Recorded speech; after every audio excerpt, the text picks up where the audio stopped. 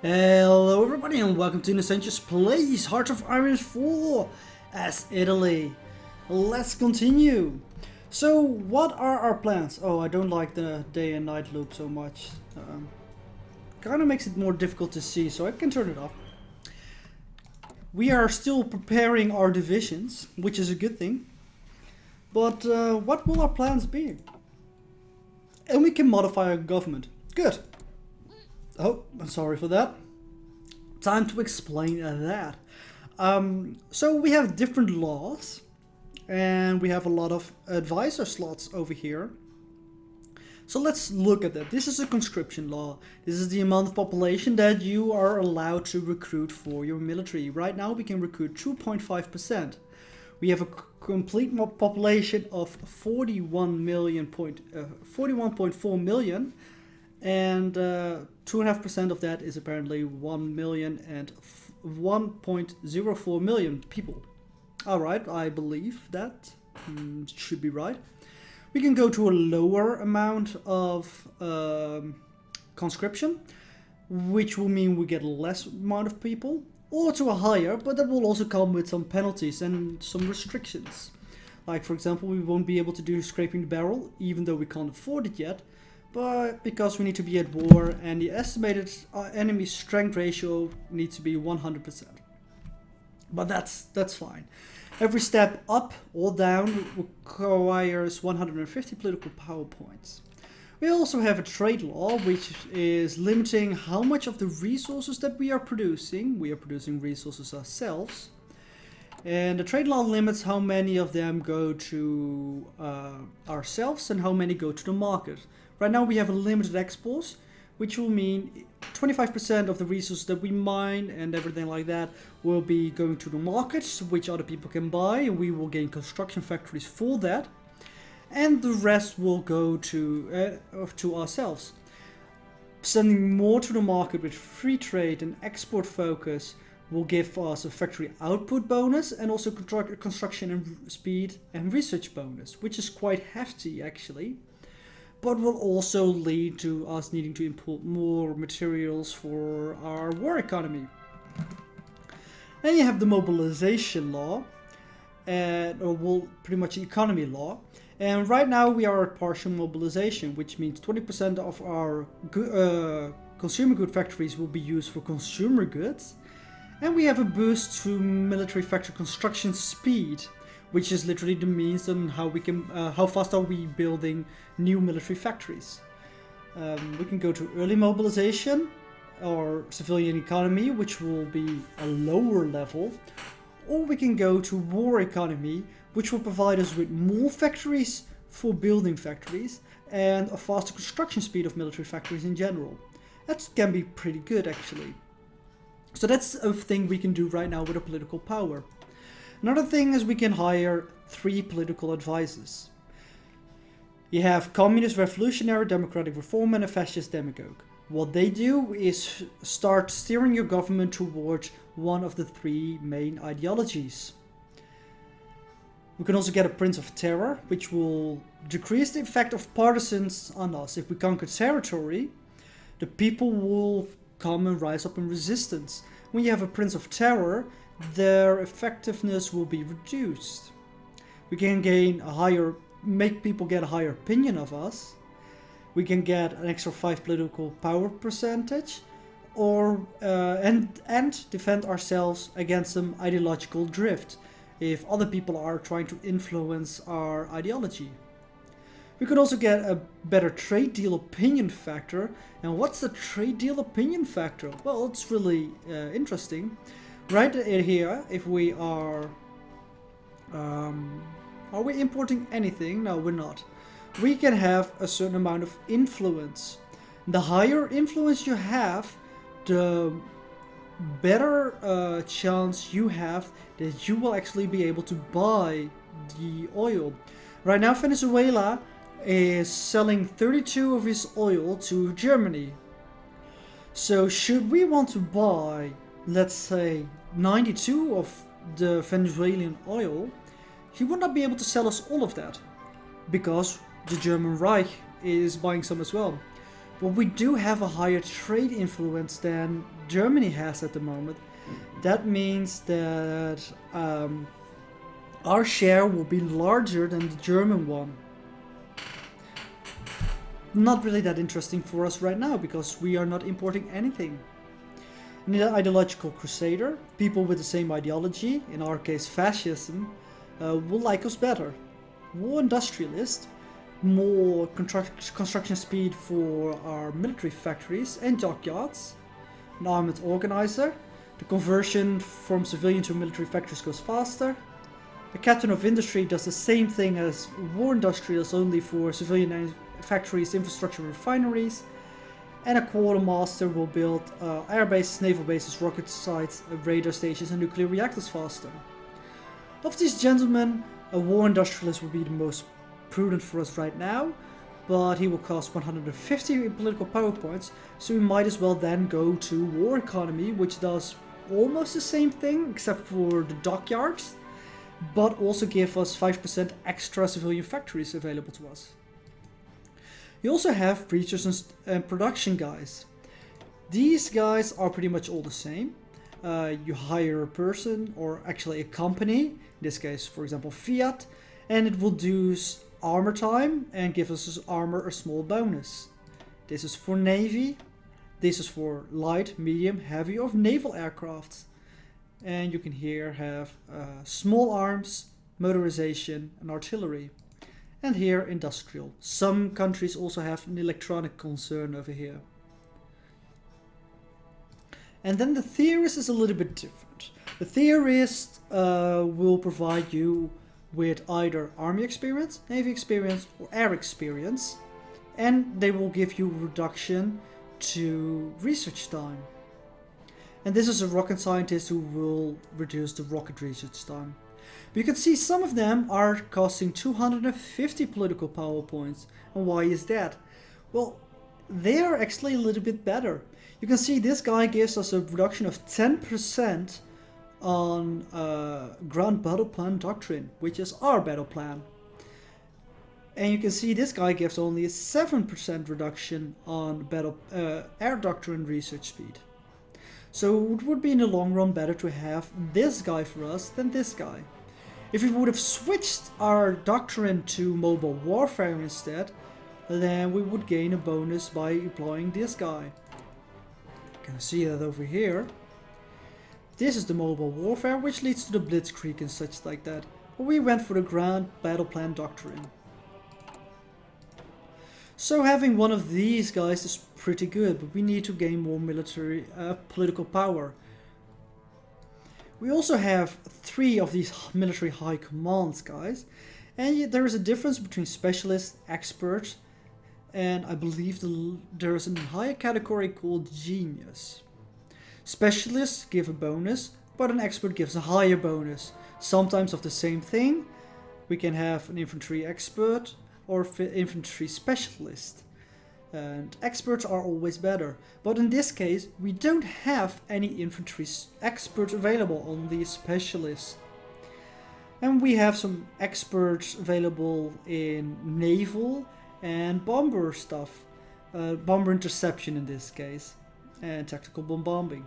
But I would probably go for some infantry rather than these things. Maybe the bomber interception. Remember, we have 3 slots. Because my army will focus mainly on infantry right now. You can also have a chief of the Air Force. They are also specialists and experts. And they provide some bonus. An all-weather expert provides bad weather penalty reduction, while an army reformer gives more air experience. Same goes for the chief of Navy and the chief of Army. So right now we can choose either to save up for a better theorist or go for the higher mobilization. And I will go for the higher mobilization right now, so that we get more production, military production, because we get more factories actually building military factories, and we are building them faster in general.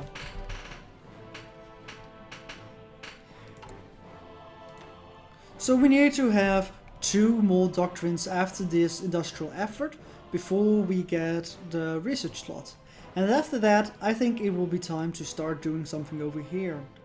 And then it will be time for us to decide, do we want to lay a claim on Yugoslavia or do we want to befriend them? That can be a difficult choice. We have some free military factories. Let's address that first. I want to build more infantry equipment. You can see when I assign more military factories to it, the production efficiency dropped a little bit. And the reason why is because that factory that you just added is absolutely not tooled towards building infantry equipment. How much are we now doing with this deployment? Things are looking really well over here. It looks like we're actually putting more stuff into the reinforcements than we are in recruiting units. Which is a good thing in general, I would say, but not for my goals right now. So I'm going to deploy them right now. Which means, even though they're a little bit green and maybe not completely filled with equipment, they can go to the front. That's one of the ways how you can push out units quite quickly. They don't need all the equipment, they need about 20% because they need 20% of their training, and at that point you will be able to deploy them. Also what I'm going to do, I'm going to add a couple of extra units. So from now on we'll be training 20 units at the same time. 5, 6, 7, 8, 9, 10, 11, 12, 13, 14, 15, 16, 17, 18, 19, 20. It's generally not a good idea to deploy them, but it was something I wanted to show, so I might as well do it. And you can see they need at least 20% training before they can be deployed, which goes quite fast. We finished our industrial effort, which gave us 2 free civilian factories in Veneto and 2 in Campania. Now we're going to go with industrial effort number 2. And we will gain some military factories in Latium and Lombardy. Also our basic machine tools just finished. This will leave the cap at 75% instead of 70%. And now we need to make a choice. What do we want to do with our industry? So there are 2 choices you can go. Concentrated, or dispersed. Concentrated has a 20% extra factory output bonus, while dispersed only has a 10% extra factory bonus. Note that both of them have the max factories in a state bonus of 20%. They are exactly the same. And they will keep doing that all the way down. What the dispersed industry has as extra is that it will keep the production efficiency when you switch around some production. For example, you go upgrade your equipment 1 to equipment 2, or if you switch from basic equipment to support equipment, for example. And it will be factories will be less vulnerable to being bombed by the enemy bombers. And concentrated just gets another 10% extra output. And I believe in that more output is more better. So I will go with concentrated industry.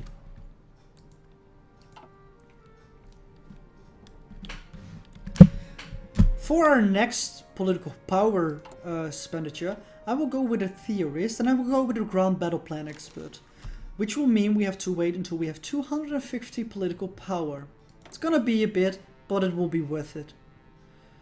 And I'm gonna assign these military factories like this, so every time a factory is constructed, he will automatically be assigned to the infantry equipment, which is still going quite strong. So what do we want to do with our infantry? Well, I think we're going to put most of them first over here on this line, and we're going to claim some Yugoslavian parts, I believe. First of all, we want to have our extra research slot after this, but after that we will be able to get our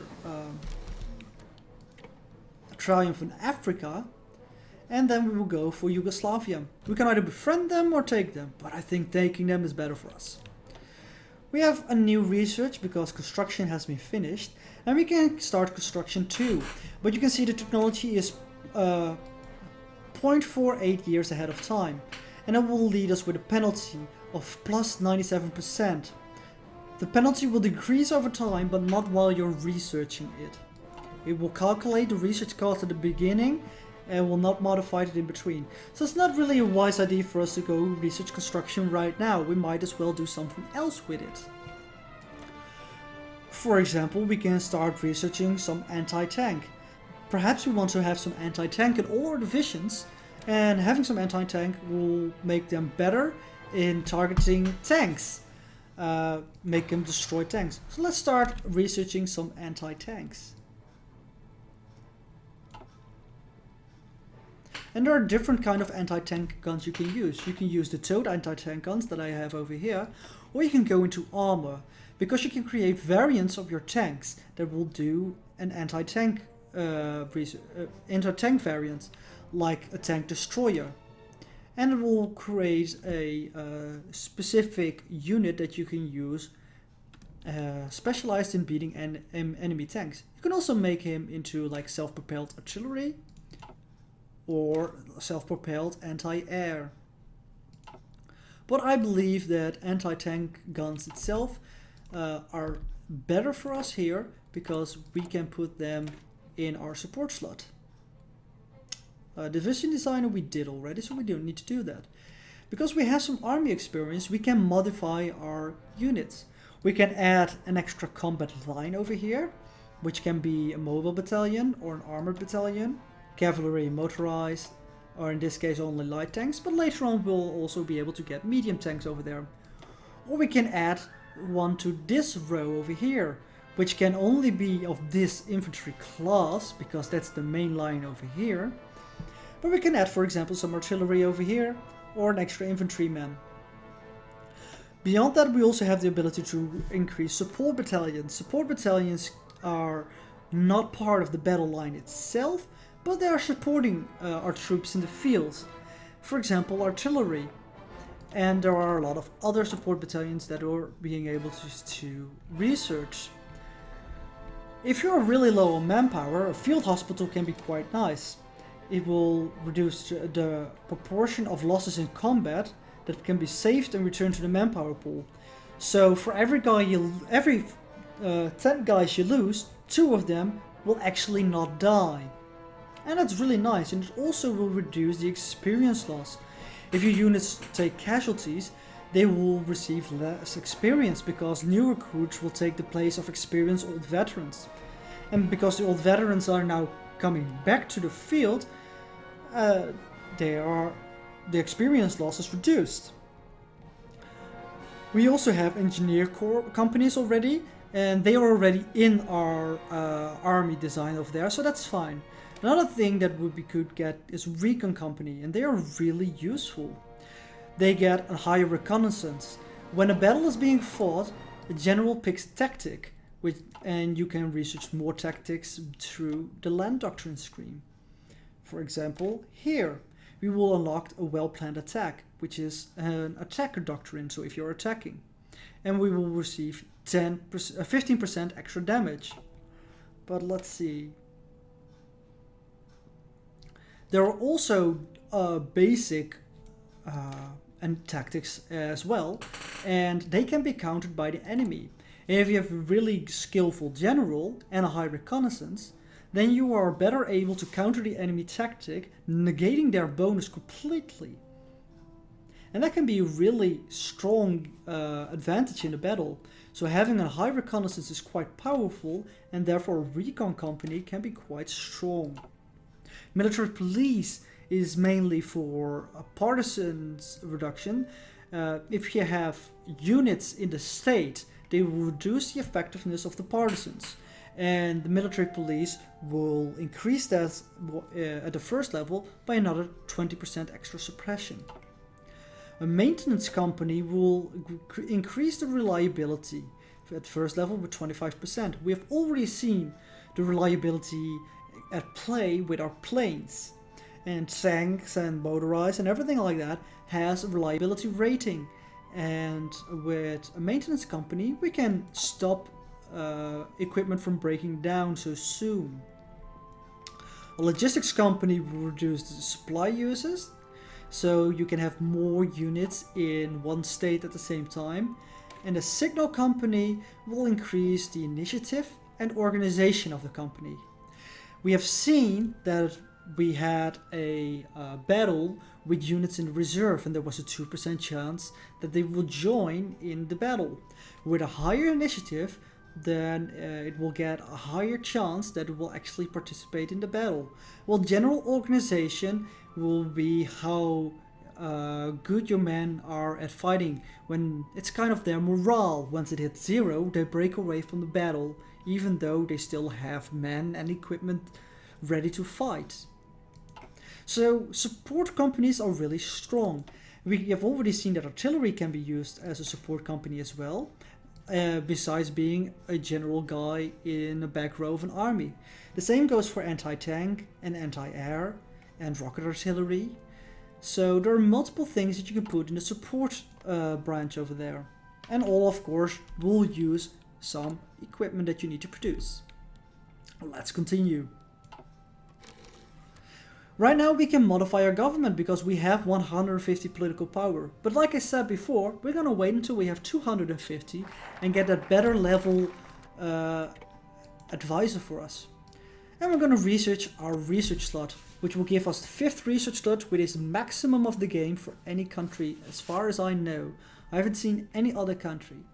And that's one of the reasons why Italy is so strong in the beginning, because it will start with 4 research slots unlocked, which means you only have to do one more policy for getting your 5th research slot. The 11th Olympic Games was recently held in Berlin, Germany. Attended by athletes from 49 different countries across the world, the 1936 Summer Olympics are the first in history to have enjoyed limited live television coverage. The Games were a significant propaganda victory for the German regime, which spent lavishly on the event. German athletes saw the most success, winning 33 gold medals, while the Americans came in second with 24.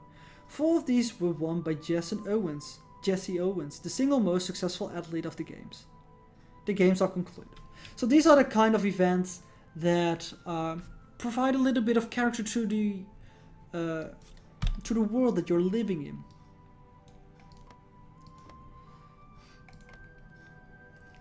Some nations don't start with 4 slots. Most nations don't start with 4 slots. France, for example, starts with 3 research slots. Germany starts with 4, I believe. And Poland starts with 3 as well, I believe. And most minor nations will start with only 2 or maybe 3. And they have to unlock more through their national foci, I think is the multiple. So we are kind of lucky with that we only have to get 1. And it's one that's really easily accessible as well. And the Spanish Civil War went loose. A civil war is erupted in Spain. Several generals seeking to overthrow the current government in Madrid have issued a pronunciation, and a large portion of the Spanish armed forces have answered the calls to arm. This right-wing national faction has occupied much of Spain, including the overseas territories. Loyalist forces and volunteers have assembled under the left-wing Republican government, determined to resist the putsch to the last breath. The battle for Spain has begun. What will this mean for Spain? Alright, so you can see Spain is divided into 2 portions. You have the nationalists and Republicans. The nationalists are a fascist regime. Oh, this is the diplomatic screen, and through it you will be able to engage in diplomacy with other countries. Thank you. This is the fascist regime, which is more likely to like us and more likely to actually follow us in wars later on and maybe join our faction. Well, the Republicans are communists and are generally, well, not that nice towards us. You can see their opinion of us is negative, while their opinion of us is positive. So we would like to see that the nationalist Spain would win from the Republicans. We can help in that as well. We can actually send some volunteers. We will be able to send 3 volunteers at the moment. And for the sake of showing that off, let's Let's get some guys that are actually quite well supplied. I'm gonna send some of my mechanized units actually. I'm gonna put them in a separate army with the best general that we have. And yeah, we want to reassign him. And see, he did get the mountaineer promotion because he was fighting so much in the mountains. You can also see he's learning the trade engineer and desert fox. And more experience in both fields will lead him to gaining that trait. Now we go back to Republican Spain and we're gonna send volunteers. And this army, the 5th army, with Giovanni Messa as his leader, will be sent to Spain. We'll send 3 divisions. Some divisions will be moved from the map while in transit and will return to the map in the target country when this transfer is completed. Divisions cannot be called home but will return automatically if you end up in war or the target country is at peace. We will also increase the world threat by 1.2%. You can see over here that world tension is increasing. The peace treaty of Addis Ababa decreased it a little bit, but the Germans capturing the Rhineland actually increased it. Over time, the world tension will decrease, but the fact that the nationalist Spain declared war on Spain itself increased it a little bit. The German Reich sent some volunteers, and now we do so as well, which will increase the world tension a bit more. Also, we'll be able to add a theorist, then we're going to go with a ground battle expert. Sending some of our units over here also allows us to gain some extra army experience beyond our theorist itself. Because we're sending the motorized equipment right now, it will be prudent for us to actually build some motorized equipment. And some light tanks, so that we can replace it when things are being destroyed. I will DQ a couple of the infantry equipment factories so that we can actually increase the production of those guys. And we're gonna focus mostly on, not light tanks actually, but on motorized. Next, all the new factories will go once again to the infantry equipment. So right now we are actually suffering a little bit in our production because these two that we do want to produce fully are not gaining the oil that they need. So I think it's time for us to start trading some of the oil. So we go to oil, and who do we want to grant the extra factory for the oil? So the United States will be an enemy of ours should we declare ourselves an Axis member eventually. Well, Venezuela is as I remember, already a fascist regime. And indeed they are. So I think it would be in our fascist interest to actually buy it from Venezuela instead. He would automatically say we buy 16 and that will cost us 2 factories. But we don't care that much about building the ships faster, so we only need 8, which will cost us 1 civilian factory. It's giving a warning like, be careful, you are building stuff with those factories at the moment and you will lose some productivity over there. But that's fine. Let's send them. And now we will start to trade, and we will use some of our convoys to actually trade some of that oil towards us. And when we go to the naval screen, this one, you can see the line actually all the way from Venezuela towards us. Enemies can send their ships to convoy raid and stop the oil from actually getting towards us. But right now we don't have any enemies, so we can't be raided at all. But that's gonna be it for this episode. Next episode we're gonna start with our divisions in Spain and see if we can help our nationalist friends win their civil war. Until then, thank you guys for watching and hope to see you next time. Bye bye.